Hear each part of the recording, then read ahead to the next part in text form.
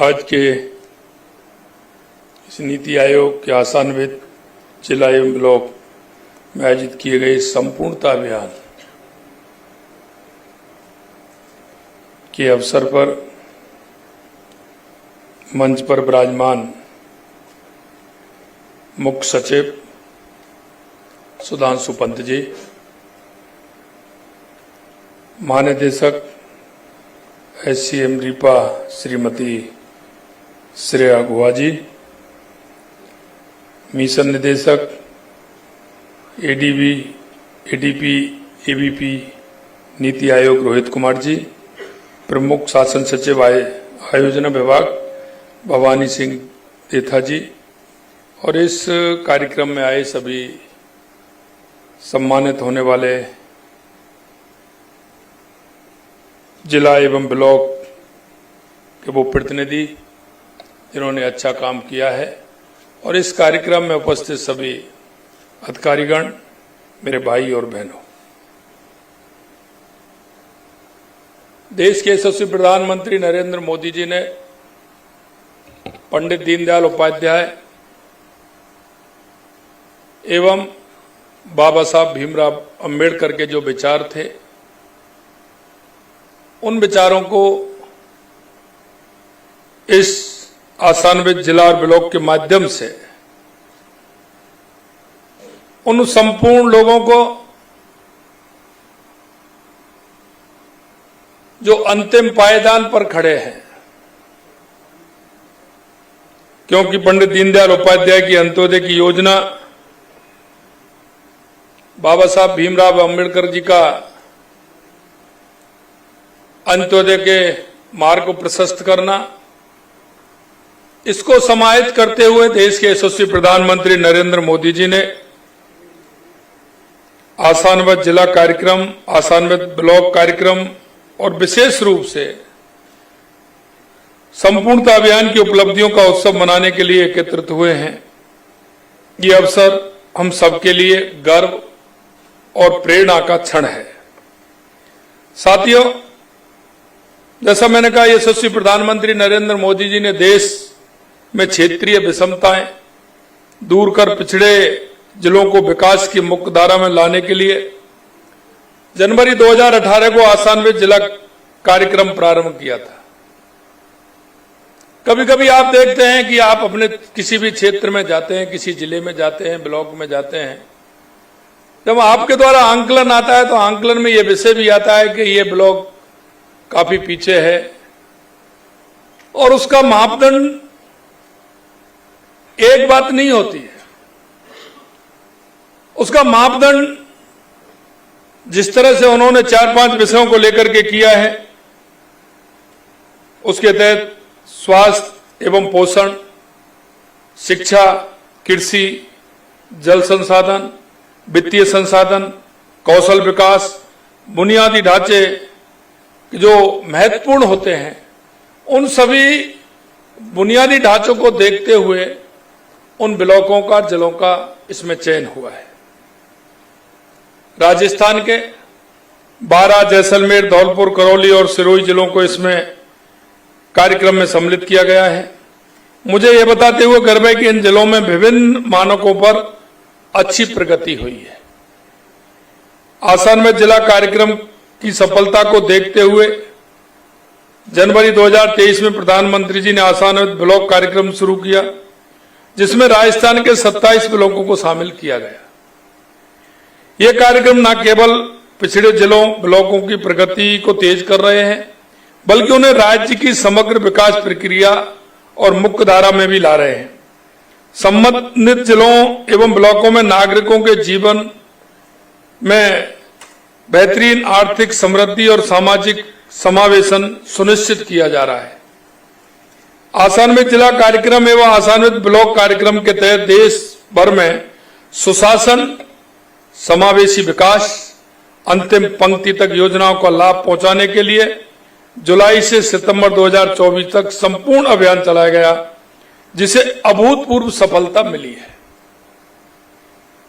क्योंकि जिस व्यक्ति के पास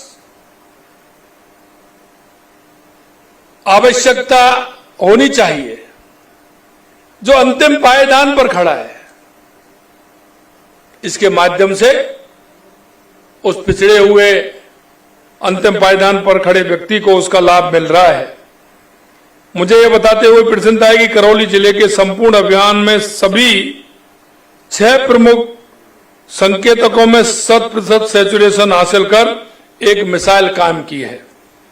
साथ ही नागौर के जायल में, पाली के रानी में, उदयपुर के खैरवाड़ा ब्लॉक में संपूर्णता अभियान के दौरान 6 प्रमुख संकेतकों में 100% सैचुरेशन हासिल किया है। ये हमारे दृढ़ संकल्प, योजनाबद्ध प्रयास, सहभागिता और जनकल्याण के प्रति हमारी गहरी प्रतिबद्धता का प्रमाण है। ये सभी जिलों के लिए प्रेरणा स्रोत बनेगा। मुझे इस बात पर विशेष गर्व है कि हमने न केवल अपने लक्ष्यों को प्राप्त किया, बल्कि प्रशासन को जनता के करीब लाने और समावेशन को संस्थागत रूप देने और सुशासन को हमारी कार्य संस्कृति से जोड़ने का काम भी किया गया है। देश के यशस्वी प्रधानमंत्री नरेंद्र मोदी जी के नेतृत्व में विकसित भारत 2047 की जो कल्पना है, जिसे लेकर के हम चल रहे हैं, वो राष्ट्रीय आकांक्षाओं के अनुरूप राज्य की आर्थिक समृद्धि, सतत विकास तथा समावेशी प्रगति को केंद्र में रखते हुए विकसित राजस्थान 2047 विजन डॉक्यूमेंट भी तैयार किया जा रहा है। हमने कहा हमारी योजना है, जिन योजनाओं की क्रियान्विति हम करना चाहते हैं, हम योजना 3 साल, 4 साल, 5 साल की बनाते हैं, लेकिन जैसे वो योजना धरातल पर आती है, उसकी आवश्यकताएं बढ़ जाती है। हमें यह देखते हुए 20 साल, 25 साल और 30 साल के लिए योजना अगर बनेगी तो हमारा विकास समावेशी विकास होगा, हमारा उस आवश्यकता को देखते हुए विकास होगा। आज उसी तरह से हमारे राजस्थान 2047 के विजन को लेते हुए हम आगे की योजना बना रहे हैं। होता क्या है कि 2 साल के लिए, 3 साल के लिए, 5 साल के लिए योजना बनती है, और वो योजना जिस तरह जमीन पर आती है, हमारी आवश्यकता कई गुना बढ़ जाती है। क्यों ना हम ऐसी योजनाओं को, उनको पहले से ही इस तरह की योजना बनाएं कि उनका आगे आने वाले समय में उस आवश्यकता के चरणबद्ध तरीके से उस विकास को हम गति दें, जिससे आने वाले समय में उन योजनाओं का संपूर्ण फायदा हमको मिले। कभी कभी मैं एक उदाहरण देता हूं। एक गांव के लिए, एक कॉलोनी के लिए एक पाइपलाइन डाली जाती है पानी के लिए, और उसकी कैपेसिटी उसकी जनसंख्या के आधार पर लेते हैं, और जब तक वो पाइपलाइन डल के तैयार होती है, वहां जनसंख्या 1.5 गुनी हो जाती है, और जब तक उसको पूरा करते हैं तो वो डबल हो जाती है।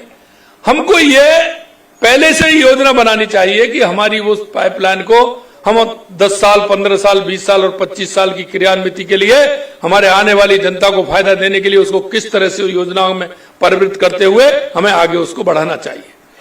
हमारा नीति आयोग का जो कार्यक्रम है, नीति आयोग की जो बैठक है, ये इसी को देखती है कि किस तरह से इन योजनाओं को आगे बढ़ाते हुए हमें उनकी संभावनाओं को देखते हुए हमारे कार्य को हमें आगे बढ़ाना चाहिए। मित्रों, मैं आपसे भी कहना चाहता हूं, आप कहीं ना कहीं किसी ब्लॉक में हैं, जिले में हैं, आपको भी ये बातें देखना चाहिए कि हमें किस तरह से हमारा रोड इंफ्रास्ट्रक्चर होना चाहिए, पानी की कैसे होना चाहिए, बिजली का कैसा होना चाहिए, सीवरेज लाइन कैसी होनी चाहिए। हम संपूर्ण योजनाओं का आकार हम किस आधार पर बनाते हैं, यह आवश्यकता है। अगर हम विजन को लेकर के बनाएंगे, आगे के समय को देख करके बनाएंगे, तो हो सकता है हमारी वो योजना इतनी सारगर्भित रहेगी कि आने वाले किसी प्रकार की समस्या को भी वो नहीं आने देगी, और उस समस्या का समाधान भी होगा। सभी विभागों, सभी सेक्टरों में समन्वय से तैयार किया जा रहा ये दस्तावेज प्रदेश के सतत समावेशी विकास की दिशा में एक मजबूत आधारशिला सिद्ध होगा। आप देखते हैं, कभी कभी मैं कहता हूं, क्योंकि सामंजस्य आपस में डिपार्टमेंटों में नहीं होता है, और वो डिपार्टमेंटों का सामंजस्य नहीं होने के कारण हमारा एक काम हो रहा है, काम हो गया, हमारी सड़क बन गई, दूसरे काम के लिए उसके तुरंत बाद हम सड़क खोदने का तैयार हो जाते हैं। हमारा सभी डिपार्टमेंटों के साथ सामंजस्य भी हो, और सामंजस्य के साथ अगर हम काम करेंगे तो हमारा विकास उसमें दिखेगा। हमारी योजनाबद्ध तरीके से हम काम करेंगे पाइपलाइन हमारी कहां जानी चाहिए, कितने फुट पर पाइपलाइन है उसको हमें देखना चाहिए। हमारा रोड बन रहा है तो रोड के नीचे हमारी जो सीवरेज लाइन है उसको पहले सीवरेज लाइन को सुनिश्चित करना चाहिए, उसके बाद रोड को बनना चाहिए।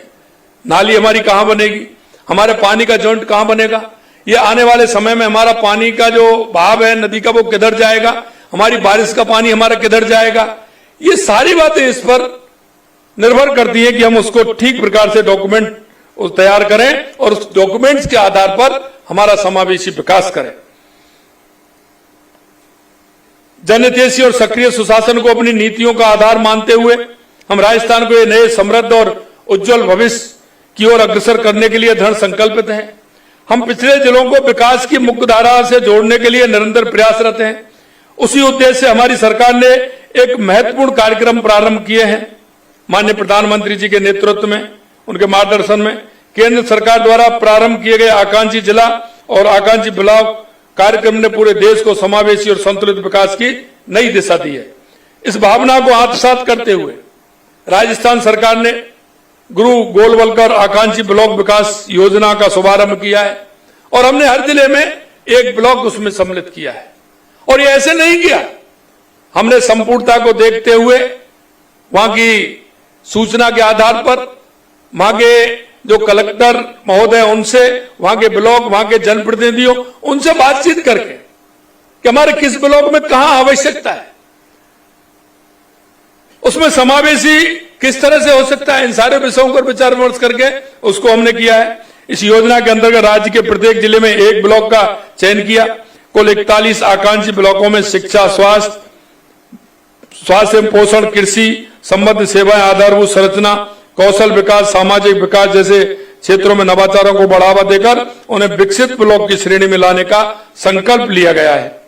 इस योजना को विकसित भारत के सपने को साकार करने की दिशा में राजस्थान सरकार की ओर से उठाया गया सशक्त कदम है।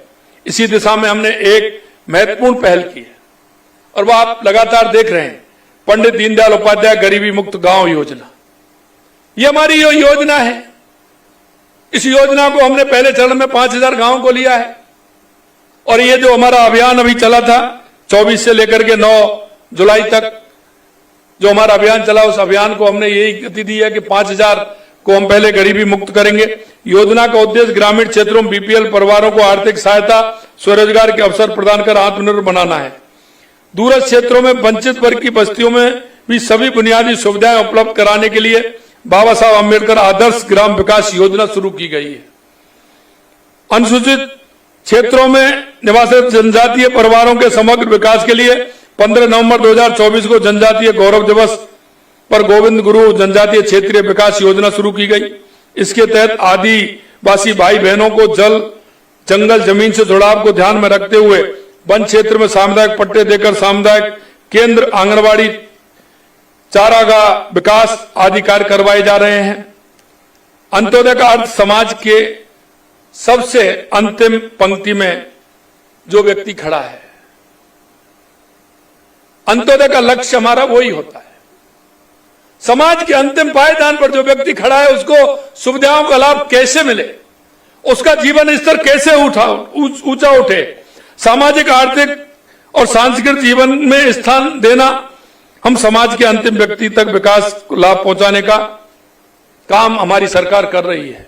और मैं इसलिए कहना चाहता हूं, जैसा मैंने आपको बताया, पंडित दीनदयाल उपाध्याय अंत्योदय संबल पखवाड़ा जो हमने 24 जून से 9 जुलाई तक हमने किया है, उसमें जो आयोजन हुआ, आयोजन में इस अभियान में 18 विभागों के कुल 65 गतिविधियां शामिल की थी।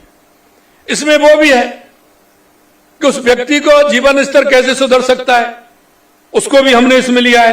हर दिन हर तहसील में ग्राम पंचायत मुख्यालयों पर 2 से 3 शिविरों का आयोजन किया है। इन शिविरों में जो काम हुआ है, बहुत काम हुए हैं जैसा मैं बता रहा था आपको, लेकिन राजस्व, कृषि, स्वास्थ्य आदि विभागों द्वारा सार्वजनिक शिकायतों का मौके पर समाधान किया गया। साथ ही राजस्व अभिलेखों में सुधार जैसे कि भूमि सीमांकन, नामांतरण, मृदा स्वास्थ्य कार्ड, संपत्ति के स्वामित्व पत्र, उपयोगिता कनेक्शन के वितरण जैसे महत्वपूर्ण कार्य किए गए। हम प्रदेश के सतत एवं समावेशी विकास के लिए निरंतर प्रयासरत हैं। इसी उद्देश्य से हमने माननीय प्रधानमंत्री जी के, क्योंकि सामाजिक सरोकार के कार्य भी आवश्यक है, इसलिए माननीय प्रधानमंत्री नरेंद्र मोदी जी के नेतृत्व में लगातार काम हो रहा है। हमेशा मैं कहता हूं स्वच्छता का काम भी आवश्यकता है। स्वच्छता अगर रहेगी तो आदमी का स्वास्थ्य भी ठीक रहेगा। इसी तरह से आपने देखा होगा बेटी बचाओ बेटी पढ़ाओ की योजना हमने प्रधानमंत्री जी ने प्रारंभ की थी, उसका भी असर राजस्थान, हरियाणा, हमारे पूरे देश के अंदर उसका दिख रहा है किस तरह से उसमें हुआ है। और अभी अभी आप देख रहे हैं हरियाणा और राजस्थान चल रहा है। कल हमारी हरियाली तीज थी, हरियाणा राजस्थान था। हमने 2.5 करोड़ पौधे लगाने का लक्ष्य लिया था और वो भी हमारा कल एक दिन में 2.5 करोड़ पौधे लगाने का लक्ष्य हमने पूरा किया है। और इस अभियान की शुरुआत हमारी चल रही है। पहल भी जन सहभागिता के माध्यम से पर्यावरण संरक्षण के साथ भावनात्मक जुड़ाव पैदा कर रही है। इससे जुड़े मातृवन, स्मृति वन जैसे नवाचार इसे एक जन आंदोलन का रूप दे रहे हैं। हर जिले में आमजन की सहभागिता से मातृवन बनाए जा रहे हैं, जहां लोग अपने परिजनों को स्मृति में पौधा लगाकर न केवल अपने स्नेह की अभिव्यक्ति कर रहे हैं बल्कि पर्यावरण के प्रति अपनी जिम्मेदारी भी निभा रहे हैं। इस अभियान में आपने देखा होगा, पिछला अभियान हमने 7 करोड़ पेड़ लगाने का हमने संकल्प लिया था। हमने 7.5 लाख पेड़ पिछले वर्ष हमने लगाए थे। इस वर्ष हमारा संकल्प 10 करोड़ पौधे लगाने का है। पिछली बार 7 करोड़ का था, 7.5 करोड़ लगाए, इस बार 10 करोड़ का है जो पौधे लगाने का काम हमारा चल रहा है। क्योंकि हमारा पर्यावरण अगर ठीक रहेगा तो निश्चित रूप से स्वास्थ्य भी ठीक रहेगा, बारिश भी अच्छी होगी, किसान भी खुशहाल होगा, उद्योगपति भी खुशहाल होगा। इसके लिए भी लगातार हमारी सरकार काम कर रही है।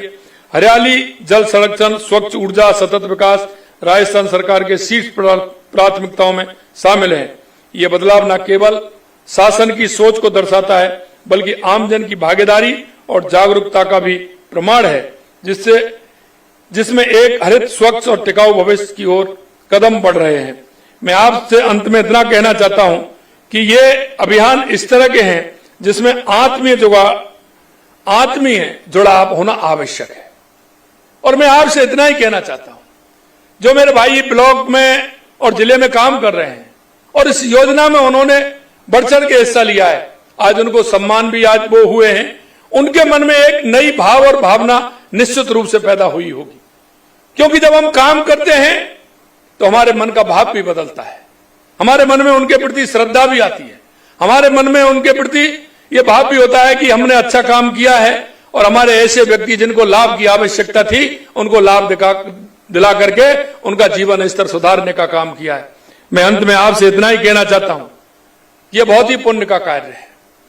हम सब हमारे जीवन में इस बात को देखने का काम करेंगे कि हम ऐसे जो व्यक्ति हैं जिसको हमारी केंद्र सरकार और राज्य सरकार की जो हमारी योजना है उनका लाभ मिले और लाभ मिलते हुए उनका जीवन स्तर ऊपर उठे। इसके लिए मैं आप सभी से कहना चाहता हूं कि आप इसके सहभागी बन रहे हैं, लेकिन इसमें बढ़ चढ़ के हिस्सा लेते हुए अपनी सहभागिता निभाएं। आइए हम सब मिलकर ये संकल्प लें कि हम इस जन आंदोलन को और सशक्त बनाएं तथा जन जन तक पहुंचकर राजस्थान को समृद्ध और समावेशी बनाएं। इतना ही मैं आप सभी से कहना चाहता हूं मित्रों, क्योंकि हम इस प्रदेश के, देश के नागरिक होने के नाते हम सभी का दायित्व बनता है। क्योंकि पंडित दीनदयाल उपाध्याय जी ने कहा है कि अंतिम पंक्ति में खड़ा हुआ भी जो व्यक्ति जब तक आगे नहीं आएगा, हमारे प्रदेश का, हमारे देश का, हमारे गांव का, हमारे जिले का विकास नहीं होगा। हमें उसको लाना आवश्यक है। शरीर की जिस तरह से रचना है, इसी तरह से एकात्म मानववाद की रचना हमारे पंडित दीनदयाल उपाध्याय जी ने की है। अगर हमारे शरीर का एक अंग अगर काम नहीं करेगा तो क्या संपूर्ण शरीर हमारा ठीक हो पाएगा? क्योंकि अगर हमारी एक उंगली में चोट आती है, महसूस पूरा होता है कि नहीं होता है, पूरे शरीर को दर्द होता है कि नहीं होता है। इसलिए मैं आपसे कहना चाहता हूं, यह हमारी सामाजिक संरचना है, यह हमारी सामाजिक अवधारणा है कि जो अंतिम पायदान पर जो व्यक्ति खड़ा है उसको आगे लाना हम सबकी जिम्मेदारी है।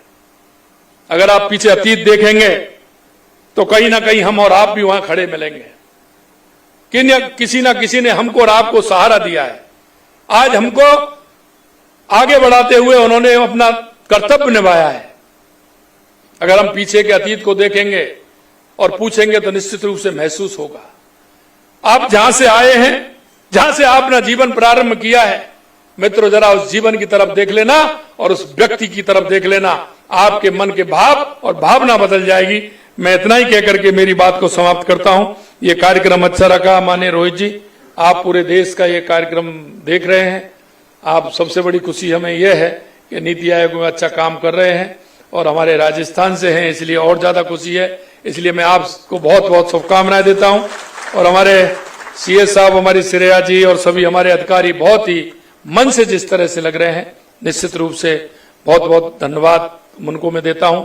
आप सभी इस कार्यक्रम में आए और इस बीसी के माध्यम से जो हमारे अधिकारी जुड़े हैं उनसे भी मैं कहना चाहता हूं मित्रों कि हम सबको मिलकर के इस राजस्थान को समृद्धि की ओर ले जाना है, विकसित राजस्थान बनाना है। इतना ही मेरा निवेदन है। आप सभी को बहुत बहुत धन्यवाद। जय हिंद, जय भारत, जय राजस्थान।